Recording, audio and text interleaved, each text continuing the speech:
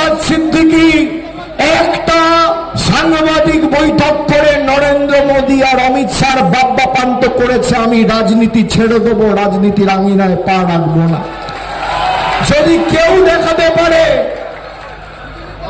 একটা চিঠি লিখেছে কেন্দ্র সরকারে যে গরিব মানুষের টাকা ছেড়ে দেওয়া হোক, আমি তৃণমূলের হয়ে ভোট চাইতে আসবো না। আমার চ্যালেঞ্জ।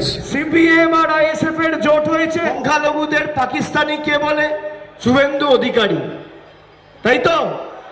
এবার আমার প্রশ্ন, যদি শুভেন্দু অধিকারী সংখ্যালঘুদের বাংলাদেশি পাকিস্তানি বলে আর সিপিএম এর সাথে আইএসএফ এর জোট হয়ে থাকে, তাহলে নন্দীগ্রামে সিপিআই প্রার্থী দিয়েছে, আইএসএফ ও প্রার্থী দিয়েছে, কেন? কাকে সুযোগ করে দেওয়ার জন্য? কার হাত শক্তিশালী করার জন্য? নওশাদ সিদ্দিকী কোথায় ছিল? অমিত শাহকে যেই সিআরপিএফ পাহারা দেয়, কোন ডিলের কারণে সেই সিআরপিএফ নওশাদ সিদ্দিকীকে পাহারা দেয়? জবাব আছে। রাজ্যের মুখ্যমন্ত্রী মমতা বন্দ্যোপাধ্যায় 3 বারের মুখ্যমন্ত্রী, 7 বারের সাংসদ, 4 বারের কেন্দ্রীয় মন্ত্রী, তাকে পাহারা দিচ্ছে রাজ্যের পুলিশ। আমাদের সুরক্ষা দেয় রাজ্যের পুলিশ, আর হুমায়ুন কবির আর নওশাদ সিদ্দিকীকে পাহারা দেয় অমিত শাহ সিআরপিএফ। কেন? ডিলটা কি?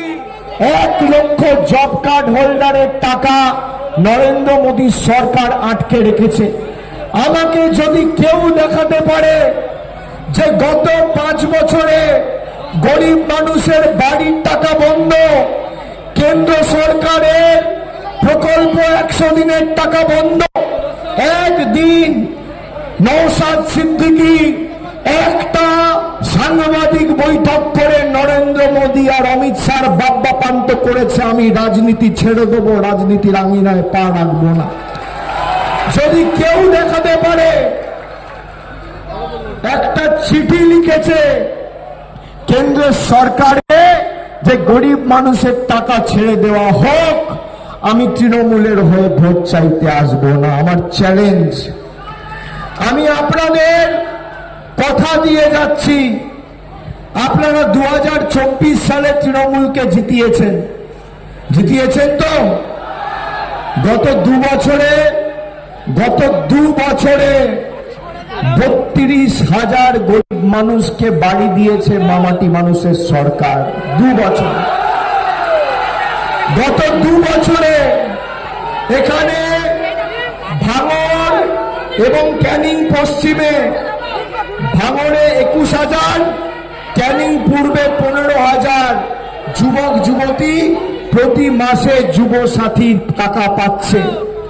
গ্রামীণ রাস্তা ভাঙড়ের ক্ষেত্রে প্রায় 44 কোটি, আর ক্যানিং পূর্বের ক্ষেত্রে 72 কোটি টাকার গ্রামীণ রাস্তা আমাদের সরকার তৈরি করেছে।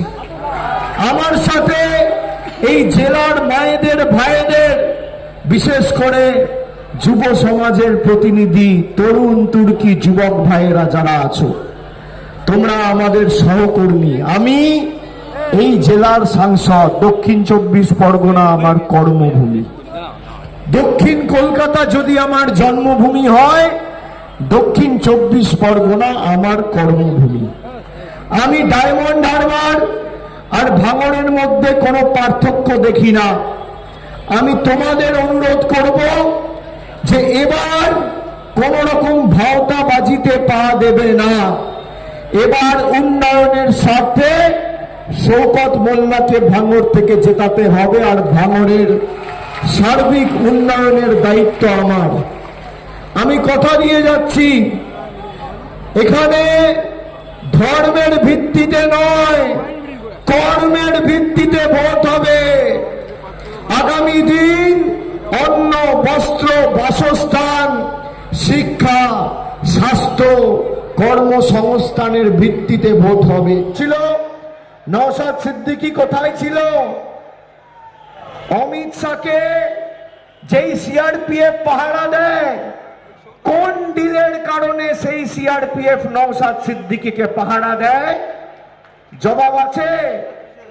রাজ্যের মুখ্যমন্ত্রী মমতা বন্দ্যোপাধ্যায় 3 বারের মুখ্যমন্ত্রী, 7বারের সাংসদ, 4বারের কেন্দ্রীয় মন্ত্রী, তাকে পাহারা দিচ্ছে রাজ্যের পুলিশ। আমাদের সুরক্ষা দেয় রাজ্যের পুলিশ, আর হুমায়ুন কবির আর নওশাদ সিদ্দিকীকে পাহারা দেয় অমিত শাহ সিআরপিএফ। কেন? ডিলটা কি?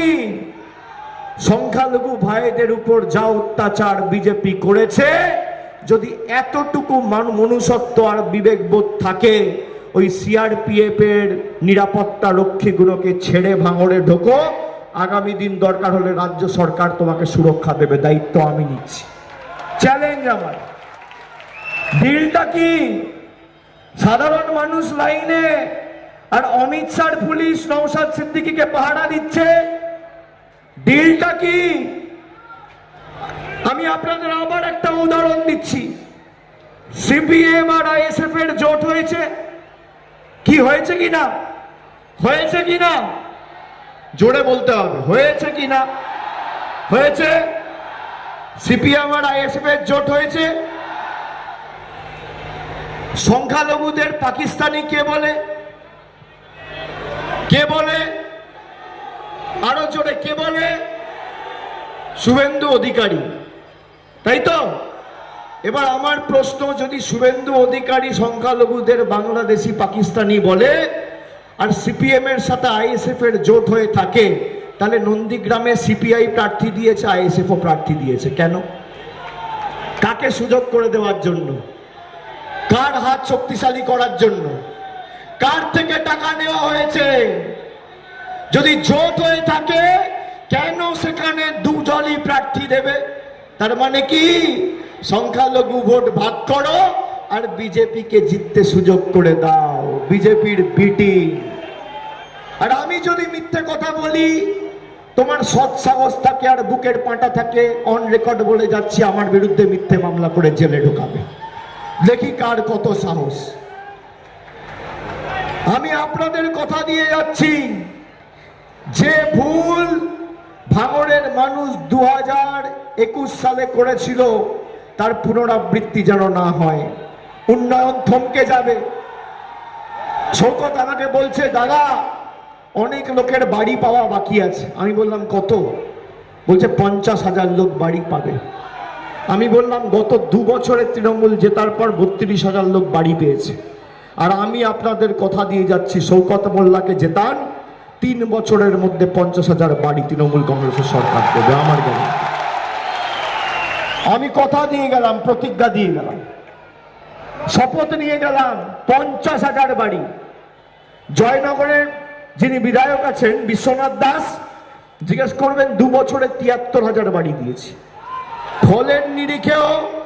ফলের নিরিখে এবার ভাঙড়কে দক্ষিণ 24 পরগনায় প্রথম হতে হবে। উন্নয়নের নিরিখে প্রথম করার দায়িত্ব আমার।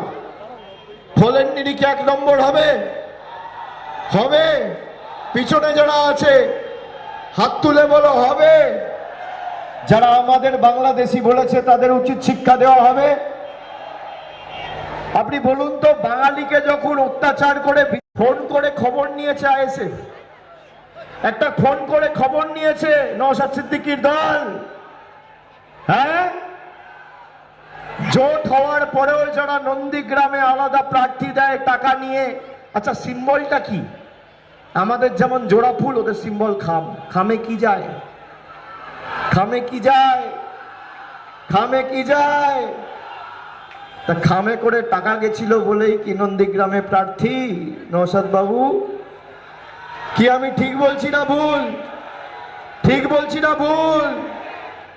তৃণমূল কংগ্রেস আর যাই হোক, মানুষের আবেগের সাথে কোনোদিন বেইমানি করেনি। বুক চিতিয়ে বিজেপির বিরুদ্ধে যদি কেউ লড়াই করে, একমাত্র তৃণমূল কংগ্রেস করেছে।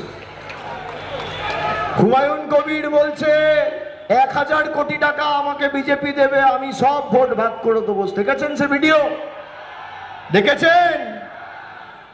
এদেরও অনেক কিছু আসবে সামনে, আগামী দিনে জনসমক্ষে আসবে, প্রকৃত স্বরূপ উন্মোচিত হবে, বেশি দেরি নেই।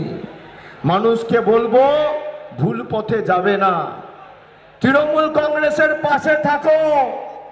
বিজেপি যদি আগামী দিন এতটুকু সুযোগ পায়, বাংলাকে জ্বালিয়ে দেবে এরা।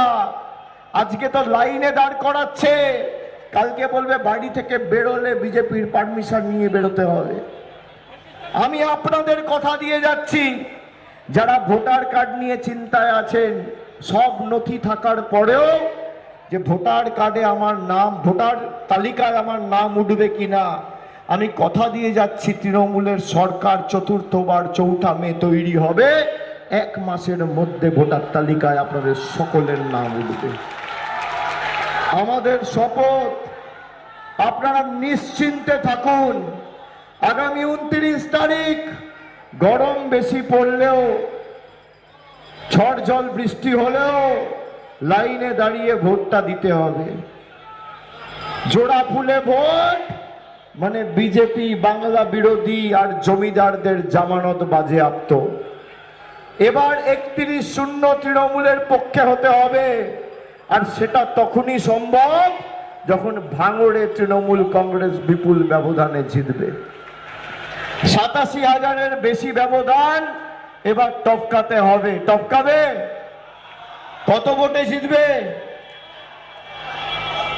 কি